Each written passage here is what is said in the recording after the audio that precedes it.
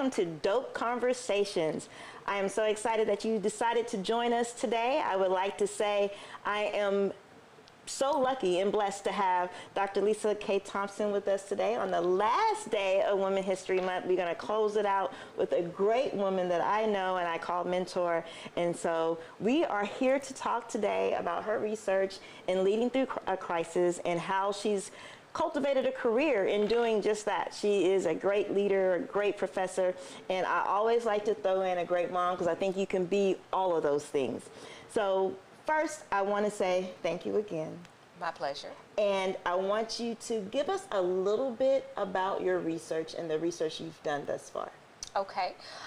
It's ironic that we are talking today about leading during a pandemic because my original research actually started with my dissertation, and I looked at crisis in a school district.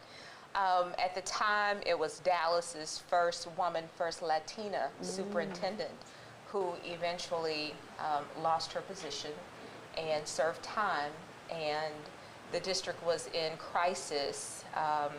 There was a lot of bickering amongst the school board members, and so I decided I wanted to look at how the media portrayed this first woman, first Latina during a crisis moment within the district. And my research discovered that when women are in leadership roles, the media tend to frame their analysis of what's going on under a different lens than when it's a man leading. For example, this purple suit, they commented on the fact that she had a lot of color, and she wore makeup and her hair was highlighted.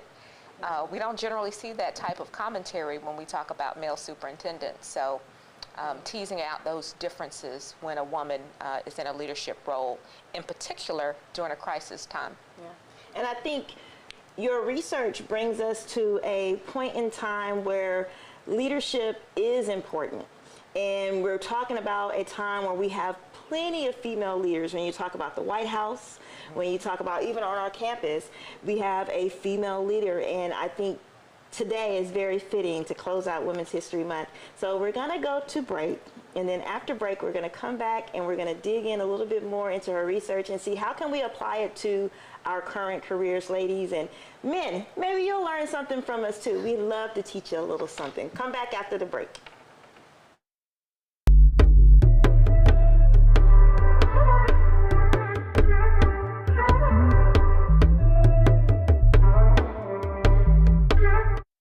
STEM is precise, no margin for error.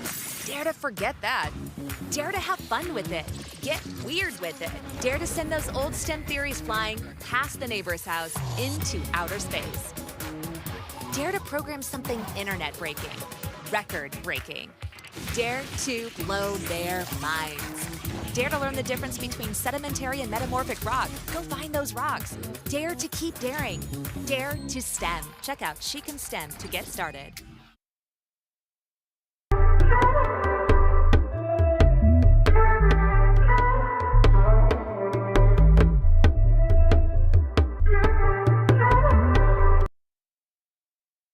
What do an aerospace engineer, cancer immunologist, and bat scientist all have in common? We all have cool jobs in STEM fields. Whether it's building robots or learning to code, girls everywhere are finding their passion for science, technology, engineering, and math through positive role models and mentors. So dare to dive in, get connected, and explore. You never know what your future may hold. Learn more about these and even more cool jobs at shecanstem.com.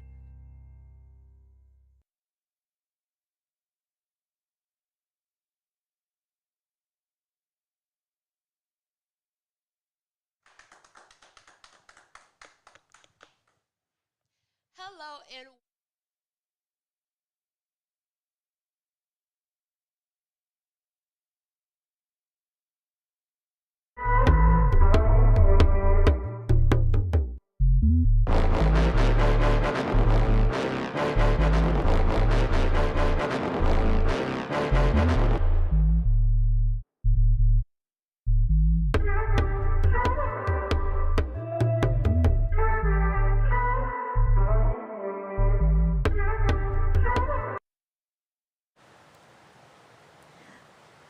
right, welcome back. We are ready to jump in, so go ahead and join us.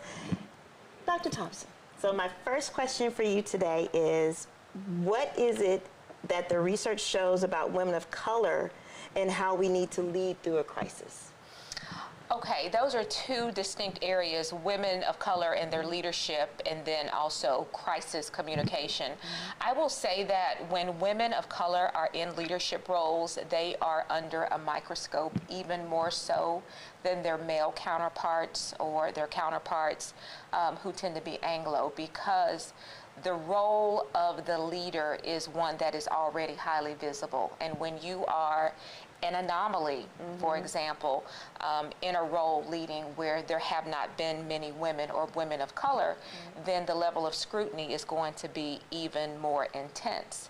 A lot of the research literature shows that when employees are surveyed and they are given different types of characteristics of what they like in a leader, that when they are given the choices of what they like, those characteristics tend to be female. And they don't understand or know when they are picking out the characteristics, a strong communicator, someone who is empathic in their listening, that these are qualities that most women leaders bring to the table. Right. And so it is interesting to see how leadership has evolved during a crisis, especially during the pandemic, and the fact that no one has ever really had the opportunity to practice pandemic leadership. Right. You just kind of jumping in feet first, head first, but when you understand leadership and you understand that dynamics will change and you have to sometimes change your approach to match the rapid changing of what is happening, then that is something that you are comfortable doing because you understand that it's situational. And so the situation is going to determine how you make your next decision. And I think we can say at PV, we experienced exactly what you said through the leadership of Dr. Simmons. One of the things I remember as a student is receiving communication when the pandemic hit, that spring break, saying, okay, I'm gonna get one more week of spring break. Right. But it wasn't so cold in nature. It was a warm email. Like, you could tell that she was concerned about us. She was really trying to make the best decision for the university, so much so that she did surveys. She communicated with us. I felt like she was very transparent. Yes. Very counter to my son's school. I won't mention the name, but it's a PWI. The leadership didn't say anything until the Sunday before it was time for them to go back. So I'm starting to compare Dr. Simmons and this doctor, and I'm like, whoa, wait a minute. Well, let me throw another variable in there. Most of the leadership studies that have been done, let's say from the turn of the century to the 1940s, really focused on the leader and the leader's personality. And so the leader's personality, for example, the Myers-Briggs personality, I am an ENFP. So I'm very extroverted. I'm very much a feeler, and other people's emotions are important to me before we get to the heart of the matter. That also comes into the leadership style and then the end outcome of what you see, depending on who the leader is. So if you couple a leader who happens to be a female, who may be more nurturing, who also happens to be an extrovert, you know, who may be more engaged and in tune with people, then it's going to show in the things that come out. For example, you honed in on a communication.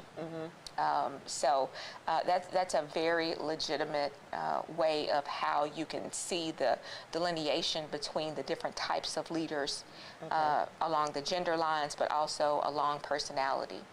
And I did the Myers-Briggs one time, and I know I'm an I. Okay. So I don't know how much communications y'all would get. You know, I think introverts get a bad rap. Introverts, their normal way of functioning is more private, but that doesn't mean you can't be a public person or a big personality, especially if you have a position that requires it. A lot of introverts know how to rise to the occasion, but in their personal space, they prefer a small group more See, intimate. Introverts, there's hope for us. So you just have to figure out how to work in your space and you can still lead. Yes. How have you applied your research to your current leadership roles? I know that you're the president of the Links chapter in Katy, correct? Yes, ma'am. As a matter of fact, I am just concluding my term. And one of the things that we as leaders, we have professional development. And so especially centering on the pace of COVID and how it continues to change. It is different for us because we meet face to face, and there is a opportunity to hug and dine as we take care of the business that has been removed. And so I know for us, we miss that aspect. We miss that aspect of doing our community service, bonding with our sisters. And so it has made us use this cyber, virtual, Zoom-laden world, opportunities to do more friendship activities, so that we do have an opportunity to bond. As a leader, you kind of temperature check, and you can kind of see sometimes when, you know, there are highs and lows, and what is it that you can do to try and lift when people are dealing with their own personal trials and tribulations that you may or may not be aware of. Right. I say the best thing to do is to make decisions that aren't necessarily easy but are in the best interest of everyone. And when you have that type of mindset that you're making decisions that you think are going to be in the best interest of the group, then you can't go too far, Right. or fall too short. Right. So. And then if you're sticking with the vision and the mission of your organization, Yes. that will always align you. Yes, and the service has not stopped. We just had to stop and say, okay, 6 or more gathered with our masks. You know, we have partnerships with Dress for Success of Houston, donated items to the PV food pantry, over 900 items.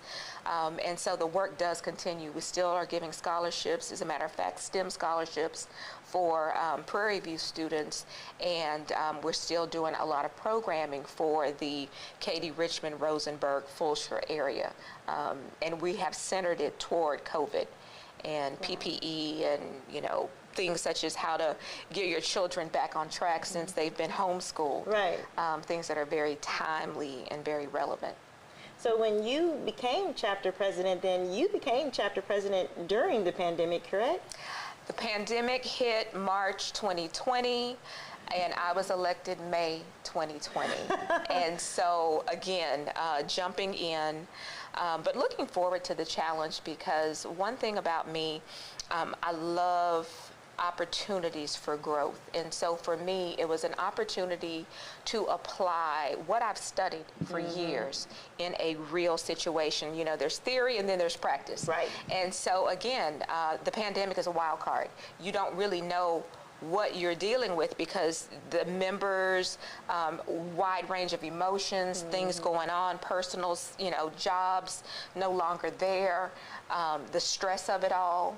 Stress is something that can, you know, have individuals change. And so you've got to have a mindset and a temperament that no matter what, I'm still going to move forward in ways that will be helpful, because you recognize that everyone is not on the same level in terms of how they deal with change. Right. I'm quite accustomed to it. I always tease about my background being from Oak Cliff.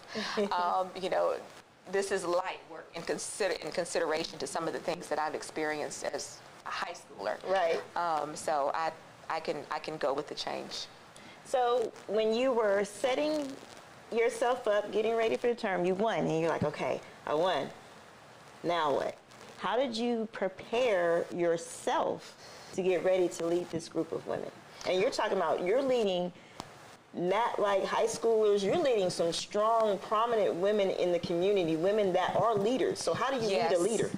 I've heard this said about teaching teachers, and how it's kind of like herding cats, because, you know, teachers understand pedagogy, they understand teaching.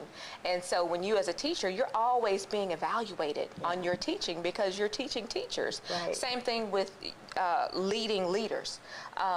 We have some of the most prolific women. Former HISD superintendent was a part of our chapter.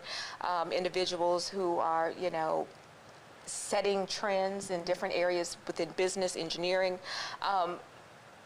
For me, I think harnessing the power that is within the chapter, making sure the right people are having the right seat on the bus in terms of our leadership, making sure that I fact check with my mentors, because again, there are individuals who have done this for a long time, and so if you don't glean their wisdom and advice as you are navigating, then you're doing yourself a disservice. So I have a very strong network of other sister presidents who are also at some point kind of pulling their hair out. You see, I used to have hair before I started, and so now it's whittled away. No, it's by choice. It was by choice. But you have a network, and don't be afraid. I mean, you don't have to worry about fear of not knowing. Right. The most responsible thing you can do is to seek out those. Our Western Area Director, Lorna Hankins, is an individual who I have relied on heavily in terms of making sure I'm doing things, the way Links do things. And so she's like, you got it. So that helps. But I always, and I'm going back to my research, I always member check. Yeah. Member check is making sure that what you see is also the same thing that someone else is seeing as well. So now I have another question for you. Okay. As a leader, and you are beginning to step into an organization that is multi-gendered, how do you lead that strong male figure and not become a mother, that other mothering syndrome? Yes, here's the thing. I am Generation X. And so I understand boomers, I understand traditionalists, I understand their mindset.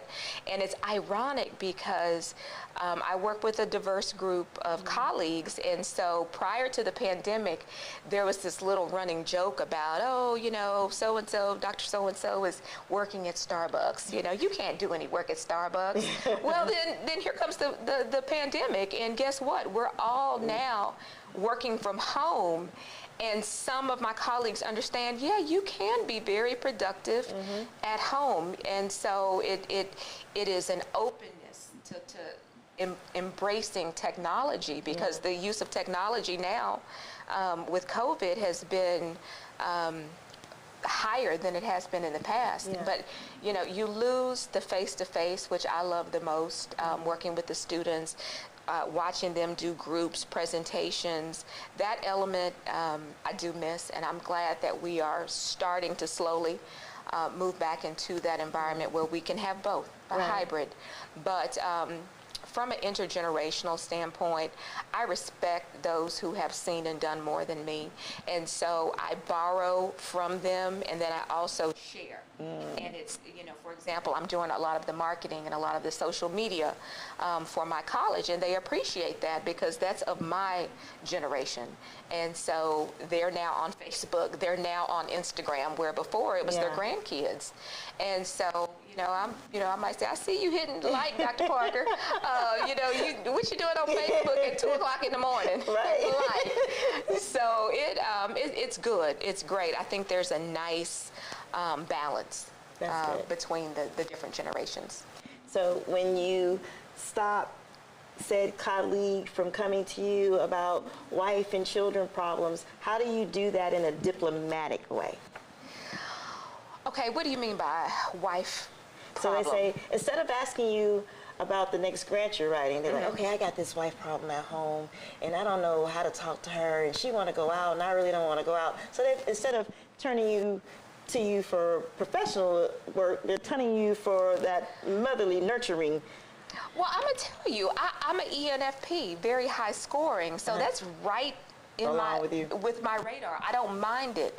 I prefer to know that my colleague or my counterpart is feeling okay, and so it doesn't bother me. Now, if I were on the complete opposite end of the spectrum, I was an introverted, intuitive thinker, judger, I'd be like, hey, I don't want to hear about this right now.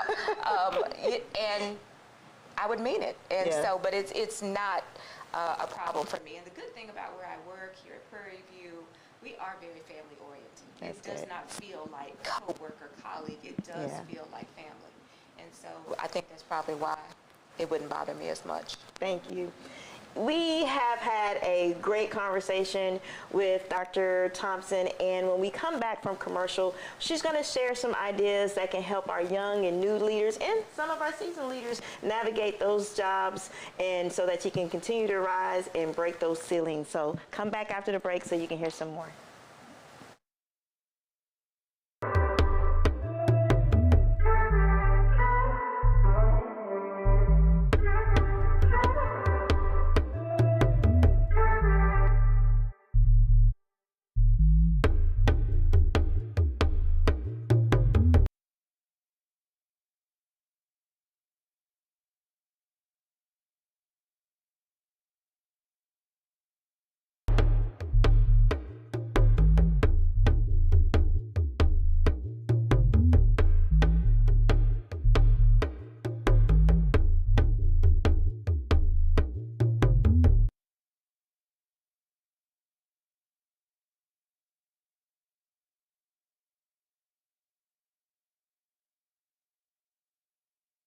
No margin for error. Dare to forget that. Dare to have fun with it. Get weird with it. Dare to send those old STEM theories flying past the neighbor's house into outer space. Dare to program something internet-breaking, record-breaking. Dare to blow their minds. Dare to learn the difference between sedimentary and metamorphic rock. Go find those rocks. Dare to keep daring. Dare to STEM. Check out She Can STEM to get started. What do an aerospace engineer, cancer immunologist, and bat scientist all have in common? We all have cool jobs in STEM fields. Whether it's building robots or learning to code, girls everywhere are finding their passion for science, technology, engineering, and math through positive role models and mentors. So dare to dive in, get connected, and explore. You never know what your future may hold. Learn more about these and even more cool jobs at shecanstem.com.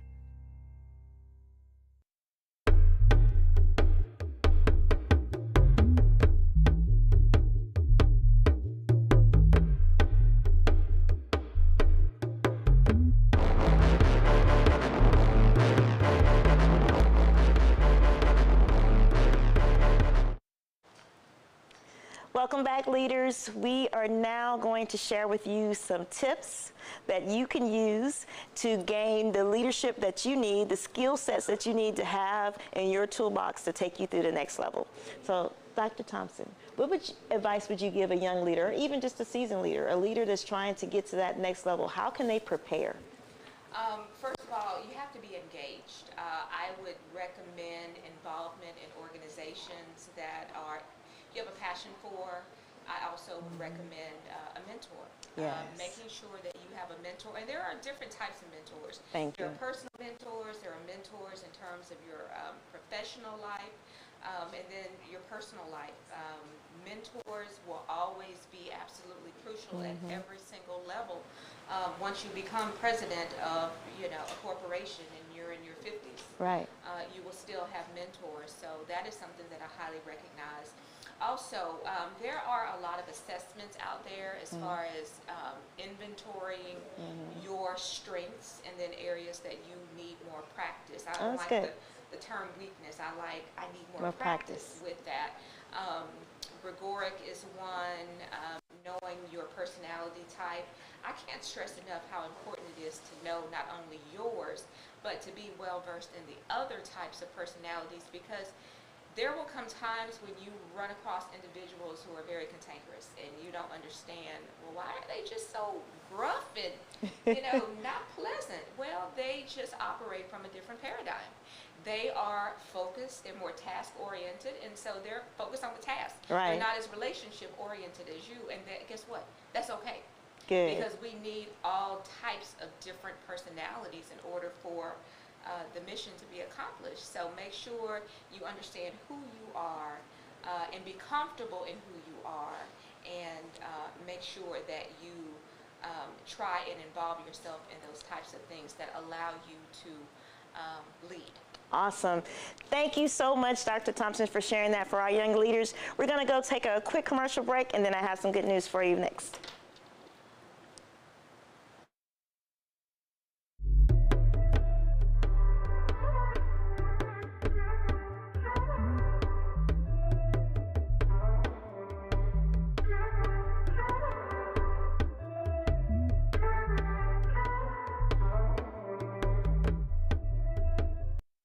STEM is precise, no margin for error. Dare to forget that. Dare to have fun with it. Get weird with it. Dare to send those old STEM theories flying past the neighbor's house into outer space. Dare to program something internet-breaking, record-breaking. Dare to blow their minds. Dare to learn the difference between sedimentary and metamorphic rock. Go find those rocks. Dare to keep daring. Dare to STEM. Check out She Can STEM to get started.